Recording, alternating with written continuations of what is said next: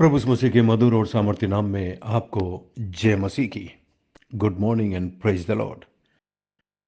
Daily Bible संदेश में आपका हार्दिक स्वागत है। आज 1 अगस्त है और परमेश्वर को धन्यवाद कि उसने हमें फिर से एक नया महीना दिया है। एक नए महीने की शुरुआत का पहला दिन दिया है। कितना धन्य और कितना भला और कितना प्रेमी परमेश्वर है।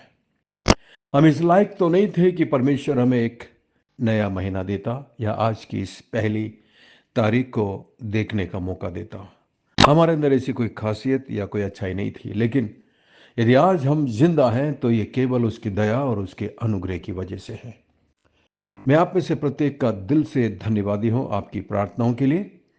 मैं पहले से काफ़ी बेहतर हूं, लेकिन अभी भी जुकाम है, तो कृपया मुझे अपनी प्रार्थना में याद रखिएगा। आज के मनन के लिए हम पहला यूहन्ना की किताब 3 अध्याय और इसकी 11वीं आयत से देखेंगे। आज हम 11वीं आयत में से शुरू करेंगे। 10 आयत तक कल हमने पढ़ा था और बहुत अद्भुत बातें सीखी है। मैं खुद आशीषित हुआ हूं। परमेश्वर की पवित्र आत्मा ने मेरे दिल से भी बात की है। आज फिर हम इस प्रार्थना के साथ परमेश्वर के वचन में से पढ़ेंगे कि परमेश्वर हमसे मुलाकात करे, हमसे बातचीत करे, ताकि ये केवल एक रूटीन बनकर ना रह जाए, ये केवल कोई रीति रिवाज बनकर ना रह जाए, बल्कि आज हम परमेश्वर की आवाज़ को सुन सकें।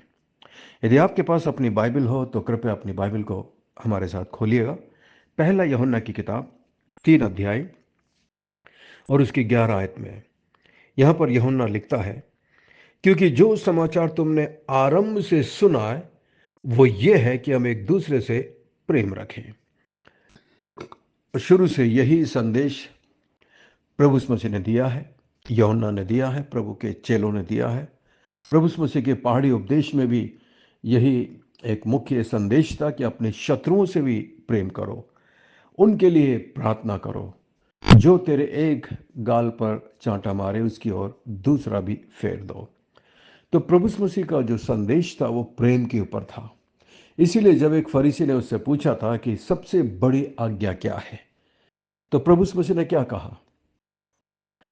प्रभु यीशु मसीह ने कहा, सारी आज्ञाओं में से सबसे बड़ी आज्ञा यह है कि तू प्रभु परमेश्वर से अपने पूरे दिल से, पूरे प्राण से, पूरी शक्ति से, पूरी बुद्धि से प्रेम करना, और उसी के समान दूसरी भी है कि अपने पड़ोसी से अपने समान प्रेम करना।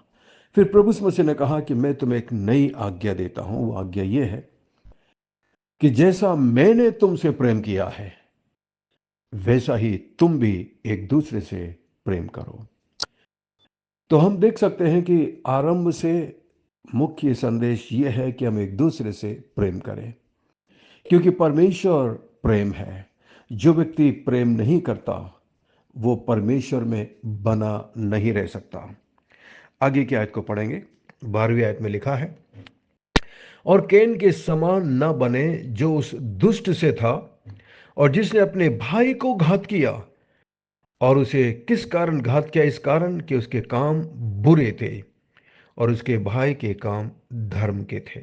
आप कैन और हाबिल की कहानी को अच्छी तरीके से जानते हैं। बाइबल में कैन परमेश्वर के द्वारा बनाए गए या सृजे गए प्रथम पुरुष आदम का सबसे बड़ा पुत्र था। कैन ने अपने भाई हाबिल को मार डाला, घात किया, उसका खून किया, क्योंकि कैन दुष्ट था और उसका भाई धर्मी था। आप पढ़ सकते हैं इस कहानी को उत्पत्ति की किताब 4 अध्याय उसकी 1 से 8 में। परमेश्वर के पवित्र वचन में हम इस बात को भी देख सकते हैं कि दुष्ट व्यक्ति हमेशा धार्मिकता का, अच्छाई का, पवित्रता का विरोध करता है, जिस तरीके से कैन ने किया। उनके बीच कभी मेल मिलाप नहीं हो सकता। कैन और हाबिल, दुष्ट और धर्मी के बीच में कभी भी मेल मिलाप नहीं हो सकता। यूहन्ना कहता है कि कैन की तरह मत बनो, उस दुष्ट की तरह मत बनो जो अपने भाई से नफरत करता था। क्योंकि ऐसा व्यक्ति कभी भी एक मसीह व्यक्ति नहीं हो सकता जो अपने भाई से नफरत करता हो। और किस कारण घात किया? इसलिए क्योंकि कैन के काम बुरे थे और उसके भाई हाबिल के काम अच्छे थे। उसी तरह इस संसार के अंदर भी विश्वासी और अविश्वासी, ये दो झुंड है, दो ग्रुप है। जिस तरह कैन और हाबिल थे, उसी तरीके से संसार के अंदर शैतान के लोग हैं और परमेश्वर के लोग हैं। इनके बीच में कभी भी दोस्ती संभव नहीं हो सकती। इनके बीच में कभी भी मेल मिलाप नहीं हो सकता, क्योंकि धर्मी व्यक्ति हमेशा दुष्टता का, पाप का विरोध करेगा और उसी तरीके से एक दुष्ट व्यक्ति हमेशा अच्छाई का विरोध करेगा।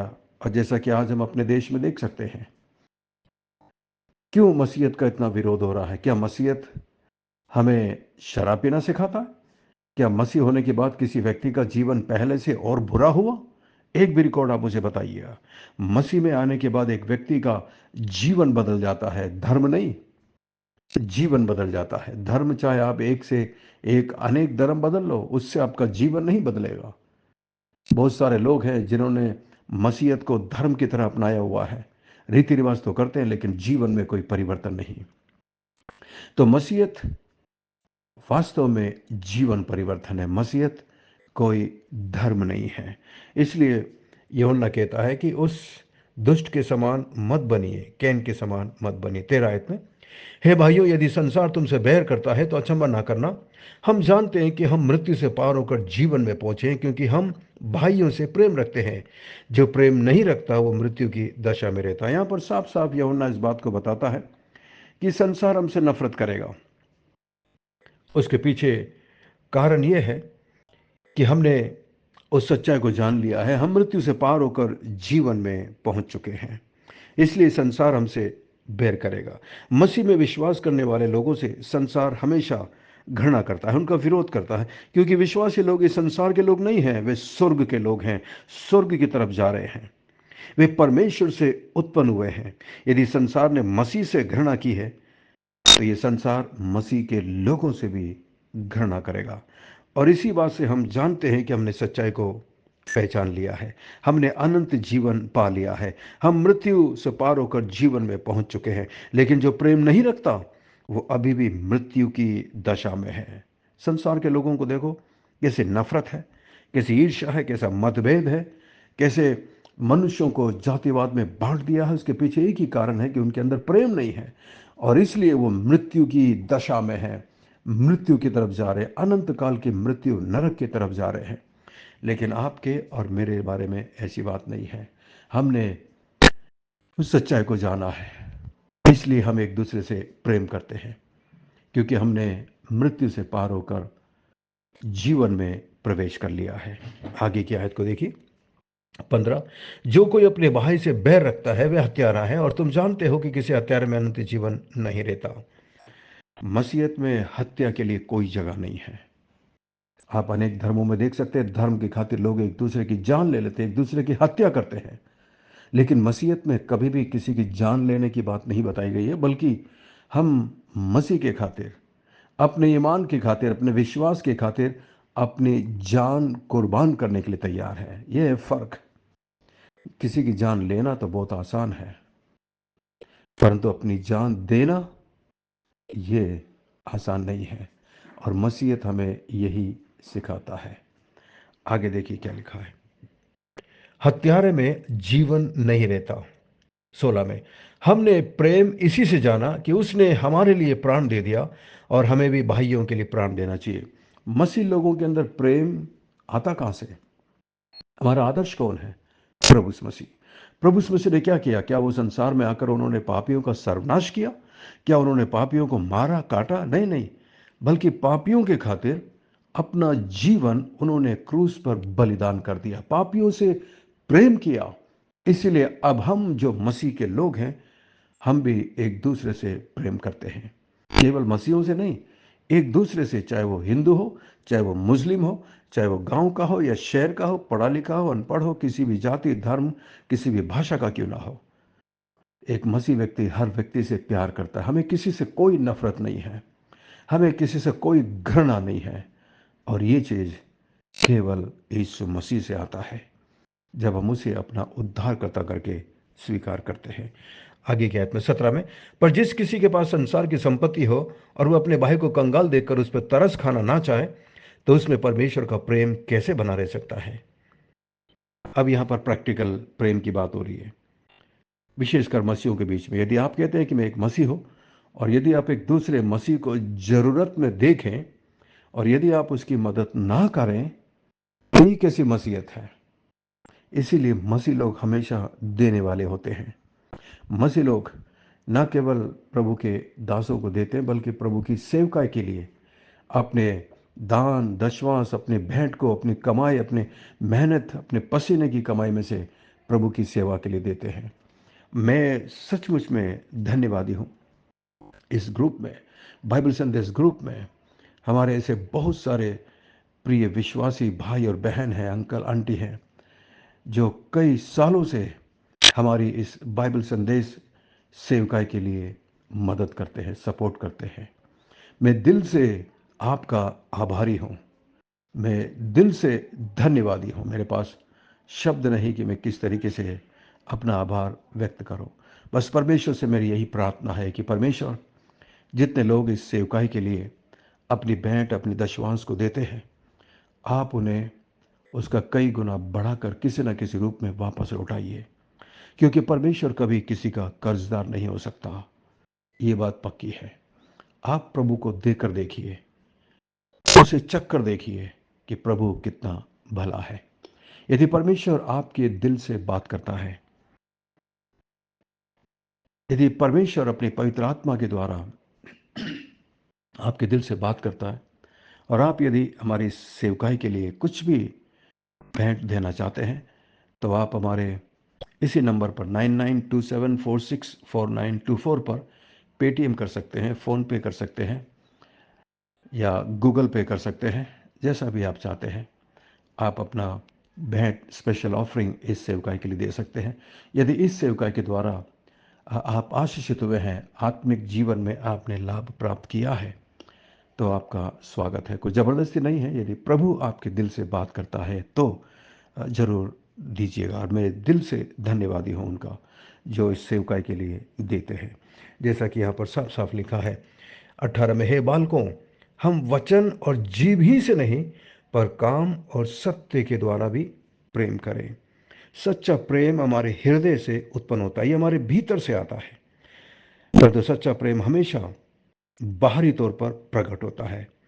ये प्रेम के कामों के द्वारा दिखाई देता है। यदि ऐसा नहीं होता है तो ये सच्चा प्रेम नहीं है। और मैं सच में धन्यवाद देता हूँ, आप में से बहुत सारे लोग हैं जो सचमुच में प्रभु से प्यार करते हैं, प्रभु की सेवा से प्यार करते हैं, प्रभु के दासों से प्रेम करते हैं, और आप अपना भेंट देते हैं, अपना स्पेशल ऑफरिंग देते हैं। उसके लिए मैं दिल से आभारी हूँ। परमेश्वर आपको इसका प्रतिफल अवश्य देगा। Thank you. आइए हम प्रार्थना करें। अभी जब मैं प्रार्थना करता हूँ, आप भी मेरे साथ प्रार्थना में झुक सकते हैं। आप भी मन में प्रार्थना कर सकते हैं। स्वर्ग में विराजमान जीवित और जिंदा परमेश्वर, अनुग्रहकारी दयालु पिता, धन्यवाद धन्यवाद धन्यवाद। आपके महान प्रेम के लिए धन्यवाद, आपकी आशीषों के लिए धन्यवाद प्रभु, आज के वचन के लिए धन्यवाद, आपकी पवित्र आत्मा के लिए धन्यवाद। धन्यवाद महान परमेश्वर, आज के इस नए दिन के लिए जो आपने हमें दिया है। आज हम जहां भी जाते हैं, जो कुछ करते हैं, उन सब के द्वारा आपको महिमा मिल सके। मैं प्रार्थना करता हूं प्रभु, इस वक्त मेरे प्रत्येक भाई जो प्रार्थना में इस वक्त मेरे साथ हैं, आप उनकी प्रार्थना को सुनकर उनकी प्रार्थना का जवाब दीजिए प्रभु। कई पास्टर्स हैं प्रभु के दास और दासी हैं, सेवक हैं मान परमेश्वर। मैं प्रत्येक के लिए प्रार्थना करता हूँ। कई पति हैं इस ग्रुप में प्रभु, जो इस वचन को इस वक्त सुन रहे हैं और हमारे साथ प्रार्थना में झुके हुए प्रभु। आप उनकी प्रार्थना को सुनकर उनकी प्रार्थना का जवाब दीजिए प्रभु। अनुग्रह करिए और दया करिए, क्योंकि आपके लिए कुछ भी मुश्किल नहीं है मान प्रभु। मैं प्रार्थना करता हूँ मान परमेश्वर, विशेषकर मिक्की और शहर के लिए प्रभु जी, दोनों पर तेरी दया, तेरी करुणा, तेरा अनुग्रह बना रहे मान परमेश्वर। पास्टर संदीप के लिए मैं प्रार्थना करता हूँ प्रभु, आप उन पर भी अपनी दया, अपनी कृपा बनाए रखना, उन्हें सुरक्षा देना। ब्रदर नवीन के लिए मैं प्रार्थना करता हूँ प्रभु जी, तेरे दास को तू आशीष देना, अपनी महिमा के लिए निरंतर इस्तेमाल करना मान परमेश्वर। मैं प्रार्थना करता हूँ भाई जी पे राय के लिए, उनके परिवार के लिए प्रभु जी, उनकी सेवकाई के लिए, उनकी चर्च के लिए मैं प्रार्थना करता हूँ। तेरी आशीष, तेरी कृपा उन पर निरंतर बनी रहे। मैं प्रार्थना करता हूँ सिस्टर मार्गरेट के लिए जो देहरादून में है, मान परमेश्वर। ब्रदर गोम्स के लिए मैं प्रार्थना करता हूँ, उनके दोनों बच्चों के लिए प्रभु जी, उनके परिवारों के लिए मैं प्रार्थना करता हूँ। तेरी आशीष, तेरी कृपा उन सब पर निरंतर बनी रहे मान परमेश्वर। प्रेम करने वाले पिताजी धन्यवाद। मैं प्रार्थना करता हूँ इस ग्रुप में मेरी जितनी भी बहनें हैं प्रभु जी, जो आपसे प्यार करती है, आपकी सेवकाई से प्यार करती है प्रभु जी, आपकी सेवकाई के लिए अपनी बहन दशवांश को देती है। आप जानते हैं प्रभु, आप उन पर अपनी कृपा, अपनी दया, अपना अनुग्रह निरंतर बनाए रखिए प्रभु जी। जो लोग बीमार हैं, दुख में हैं, तकलीफ में है प्रभु जी, आप अपने हाथों को बढ़ाकर उन्हें छूकर चंगाई प्रदान करना प्रभु। मैं अपने चर्च के विश्वासियों के लिए प्रार्थना करता हूँ प्रभु, जो नए नए चर्च में आ रहे हैं प्रभु जी, उनका ईमान, उनका विश्वास आप में मजबूत हो सके, दृढ़ हो सके मान परमेश्वर। जो लोग हमारे चर्च में बीमार हैं, उन पर भी आप निरंतर कृपा और दया करना। मैं प्रार्थना करता हूँ मान परमेश्वर सिस्टर रोजलिन के लिए प्रभु, जो काफ़ी समय से बीमारी के बिस्तर पर है प्रभु, आप उन पर अनुग्रह और दया करिए प्रभु जी। मैं प्रार्थना करता हूँ हमारे श्यामो गांव के बाबा के लिए प्रभु जी, जो पिछले दिनों में बीमार थे मान परमेश्वर। आप उन पर अपनी कृपा करिए, अपने हाथों को बढ़ाकर उन्हें छूकर चंगाई दीजिए मान परमेश्वर। धन्यवाद, धन्यवाद, धन्यवाद प्रभु जी। आप हमारी विनती प्रार्थना को सुनकर जवाब देते हैं, उसके लिए आपका बहुत बहुत धन्यवाद। सब कुछ यीशु मसीह के मीठे महापवित्र नाम से मांगते हैं, आमीन, आमीन। आशा करते हैं आज के संदेश के द्वारा परमेश्वर ने आपके दिलों से बातचीत की है।